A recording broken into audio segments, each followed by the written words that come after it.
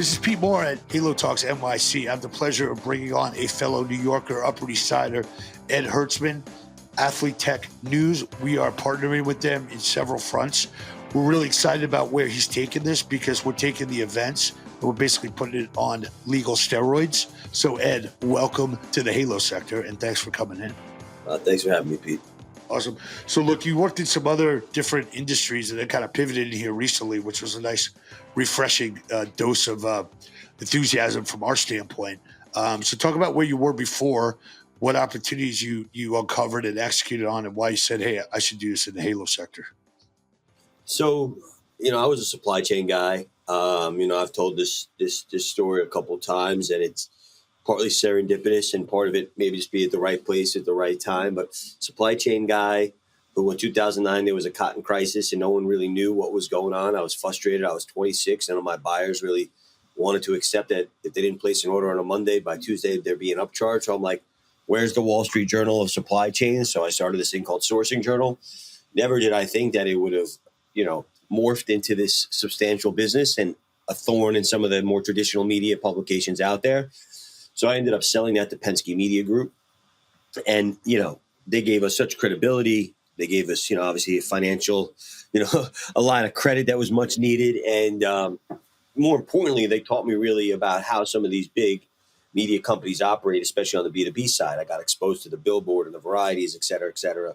And that was really the inspiration. Like, okay, every single industry has their publication or record. I remember sitting in Vegas. This is not owned by Penske, but I was sitting at a table and, oh, what are you guys doing here? They were here for a pizza conference.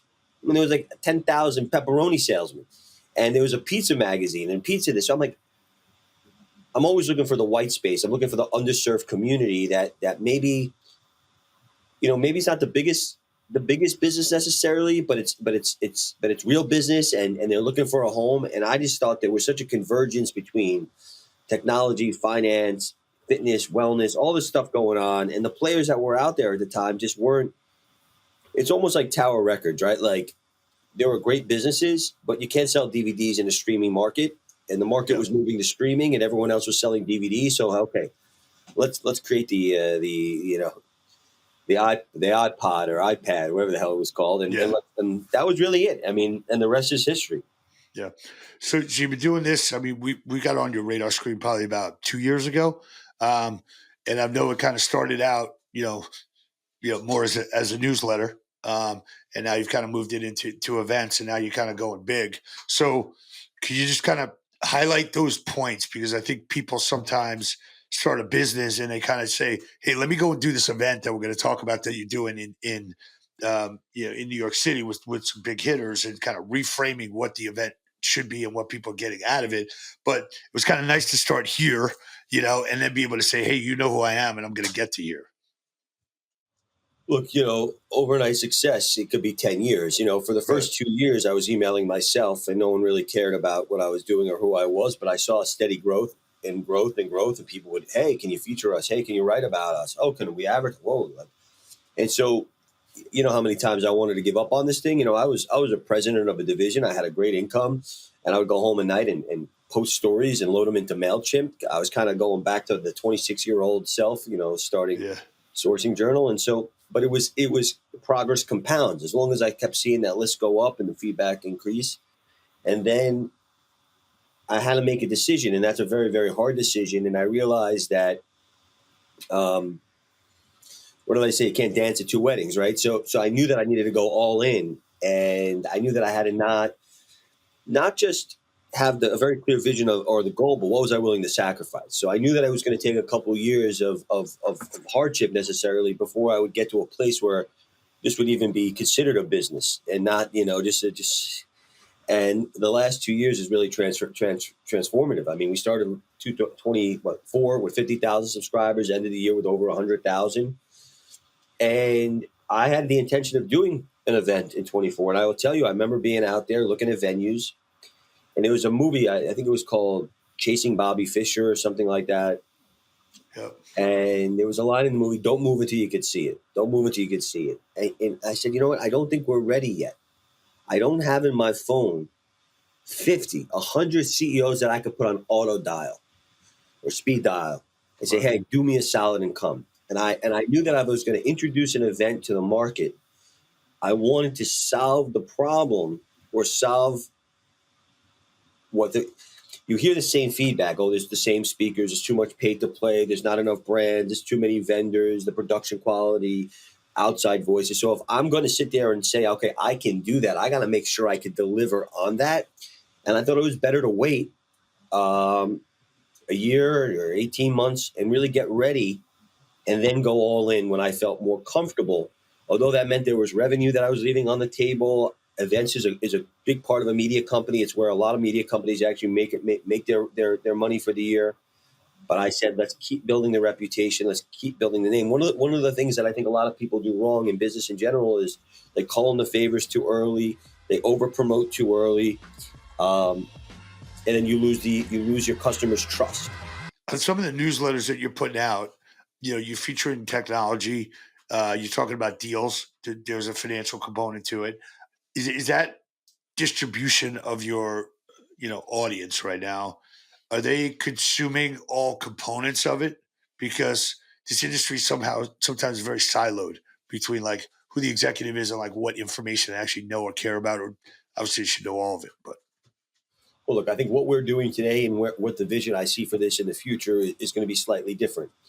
Right now, we have that general news call or email that goes out every single day. And I think it's kind of the top stories that the industry if you're an executive across the board, probably about 50% of that's going to pertain to you. Obviously, some stories are going to lean more into finance, are going to be more into training, or more into wellness. But if I'm an executive running X, Y, and Z company, here's something that gives me enough information so that I can be intelligent, informed on what's going on, and can speak to the industry in the industry news. Do I see a world where we have newsletters cater to the CEO, the CTO, the CMO, the wellness executive, the longevity, the enthusiast? Absolutely. That also allows you to get more granular in your content, but also from an advertising perspective, your advertisers can now be more targeted and get exactly who they want. About 60% of who we currently have as subscribers are what I would say are the owners and operators. So that's the largest cohort. Now, again, statistics are skewed, and you know this better than anybody. What is there? 500 top M&A, PE analysts in this space. So what percentage of my list can that be? It's going to be very small. So do I think we are talking to them? Absolutely. How is that going to be as a percentage when compared to operators? It's going to be smaller. Yeah, sure. The service providers, the equipment companies, all of that is changing. But I think what's interesting and what I'm seeing is the non-traditional players are starting to subscribe and become part of the conversation. What I mean by that is fitness is not just a four-wall gym and a treadmill. There is, like we have the head of wellness at Chase Travel joining us at our event. Travel now, 20 years ago when we went on a vacation, is it a free buffet and is there maybe a pool? Now people are really, is there a fitness facility? And a fitness facility doesn't mean weights and a treadmill. Like, people want to know, is there recovery options? What type of equipment do the gyms have? So now if you're in the hospitality sector, you have to rethink what it means to have fitness and wellness as an amenity. Is that a revenue generator? Is that a cost center, et cetera, et cetera? So, but how do we bring in the people that are making these decisions or hear the data on a day-to-day basis? I always say that if you want to talk about wellness trends, how do we bring in some of the social media giants who have billions of data points, who really know what the Gen Zs are searching for every single day? Yeah. So I think that we're starting to see non-endemic players consume this content, which is really, really encouraging. You're seeing innovation happen at large-scale companies that never played in wellness per se.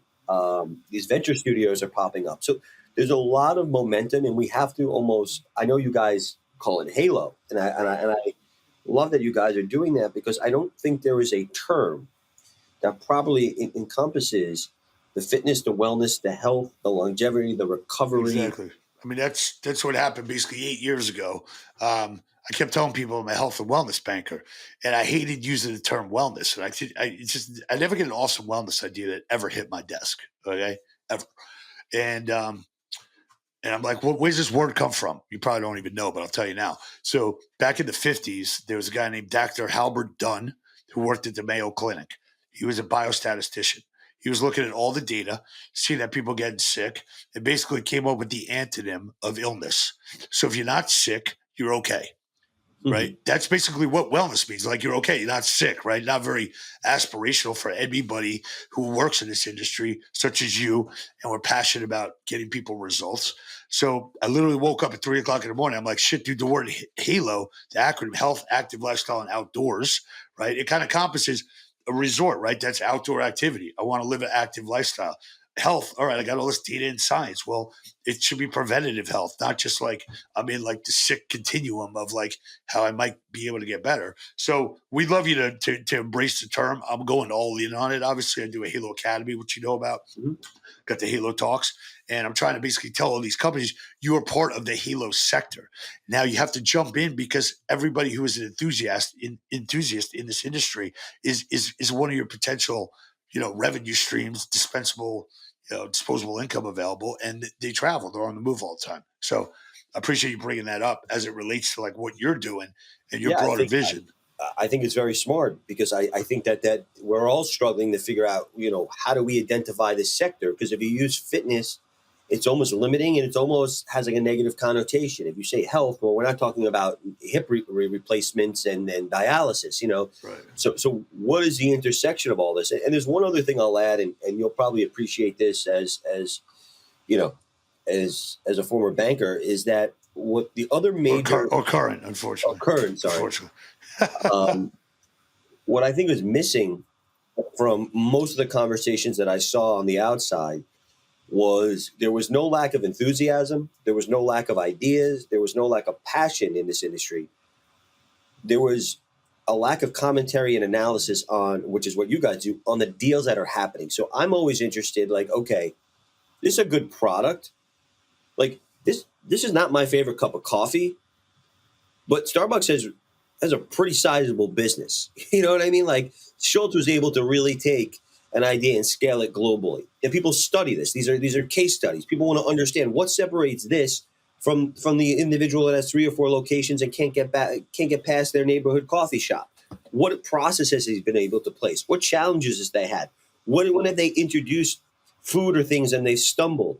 The music they put in the store, does that have an impact on the amount of money people spend? There's a lot of things behind the scenes, and what I see is there's a lack of commentary on this. Catterton buys Solid Core, great. Who's doing the analysis on what was the EBITDA? Was this good? What does this mean for the rest of the industry?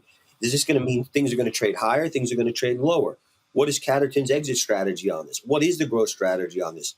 Any other industry, if GE did something or IBM did something or Macy's did something, we turn on CNBC and they'd be pontificating about these things for hours and hours.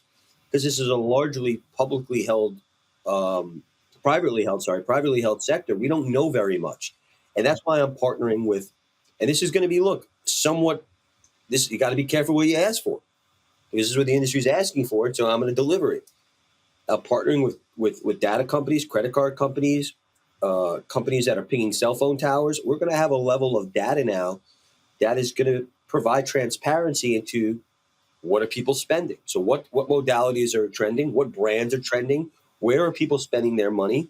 So there's going to be less guessing as to what's working and not working. We're going to be able to provide that.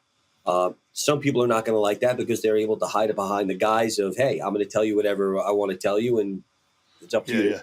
So just rewind you for a second here. I'm happy to officially announce that I'm available as Integrity Square to provide you with these deal summaries as under your hood of like, tell me actually not just like this company acquired this company and like, this management team staying on. Like, tell me actually like, give me the inner workings of the deal. Like how this thing was just priced, whether that's a rumor or based on estimates. Tell me why they're doing the deal. Did they take that financing out to do the deal? Are they looking to go public? And basically, like, take one of your reporters, and then I'll team up with us, and I'll give you like the metrics and like where does this thing fall, in all the last deals. Why is somebody paying 11 times for a Planet Fitness area developer when the last deal was done at 8.5 times? Like, well, they had a lot more territory, and their prototype generated next to 150 grand of cash flow. And it's in this market, not this market. So I'm happy to do that on record. And if we don't do it, we'll just edit it out later. It's no big deal. No, but I love that idea, and I think that's what we want more of. And I think that if you ask me what is ATN going to look like in second half of 25 and 26, it's more of that. I call it the ATN Pro or the ATN Plus. It's providing that level of data and that level of sophistication, because I think that the industry is asking me for it, and the industry wants it. So let's see if we provide it, how they consume it, and what they do with it. Okay, so in closing here, give us a little bit of high level tops and waves on the event that's going to happen in New York. My team gets mad at me for using terms like this, and it's probably, you always want to be undersell and over deliver. But I have this vision. It's funny. I'm taking a lot of liberty here. There's like a famous quote or whatever. Disney, Walt took his friend into the forest and said, "What do you see?" And he goes, "Well, what do you mean? What do I see?" "I see trees." "What do you see?" And he goes, "I see the largest amusement park in the world." I kind of have this vision. It's so clear in my mind of like a Davos meets YPO meets Sun Valley for this industry a day, and we teased it out a little bit in January at NASDAQ, where you saw CEOs sitting in the audience, you saw big players on stage, everyone in a suit, you saw no one selling to each other, people communicating, and staying there for 9 hours throughout the day, and I'm like, okay, this is a sophisticated audience that's learning from each other, peer-to-peer networking, pre-competitive collaboration, and they loved it. So I have this vision of bringing best speakers from around the world, not just from our, as you would say, the Halo industry, but from outside industry, so we all could learn, but being very, very intentional in how I curate this information. Because if people are going to come 3 or 4 or 5 people deep as an organization, what a founder wants, what a CTO wants, what a CFO wants, what the head of franchising wants, what the head of procurement wants is very different. So we're spending so much time to ensure that we are programming content that's going to align with all that. Then we're going to have our recovery lounge, which is part experiential and also part a place where people are going to do their meetings. Because, hey, maybe you and I want to sit down and put on these compression boots and talk for 30 minutes. Then we're going to have an expo. This is not to be confused with a trade show. This is not a place where people are going to be bringing, tons and tons of product discovery. That's Right. why the HFAs and the FIBOs exist. But innovation, let's bring the best product you have, or let's this is your meeting place for the next 2 days, and we're gonna try to do everything we can to. This needs to be the CES. This needs to be once a year. Everyone's like, this is where the money goes to congregate, to meet new concepts, to potentially meet potential, to find investment opportunities. This is where we go to learn. This is where people go to collaborate. This is where I go to discover new products, meet with new vendors. People are going to be announcing things. We have some proprietary research that's going to be dropping. We're working with major consulting firms on some data. We're working with data firms on some stuff. My goal is that everyone, as many people as possible, use this June 17th and 18th date as just the way at CES, they drop something new there. People are going to be dropping research and announcements around this. I'm really trying to get everyone to come together and make this, and it's bigger than us, right? We're going to have a lot of the moderators are from other media outlets. This is not just about ATN. This is about bringing this entire industry up and getting exposure, not through our platform, but be a conduit to get exposure for our industry in other platforms that maybe wouldn't be covering it. And I think if we do that, what do they say? At the top, you collaborate. At the bottom, you compete. So let's think about think about collaboration. Yeah, that's great. We speak our language and appreciate you devoting your time and efforts here because we think it's fruitful and there's a clear opportunity and frustrations that have not been solved. from a standpoint of us getting involved, just to our audience, we're going to be at the show, be sponsoring one of the programs there. Hopefully, there's a Halo, banner that people start to resonate as Ed's been referencing. Try to pull this together under one acronym that fits for everyone. Also, Ed, we should introduce you to Higher Dose, Dave, if you can do that to potentially be a sponsor, and also in the recovery lounge, we've got some things there, and also a sponsor for you guys, longer term. And look forward to collaborating with you here. And I think it's big, and we're excited. So thanks for coming on and telling our audience what you guys are up to. No, I appreciate it, man. It's exciting times, and I appreciate all your support. You got it.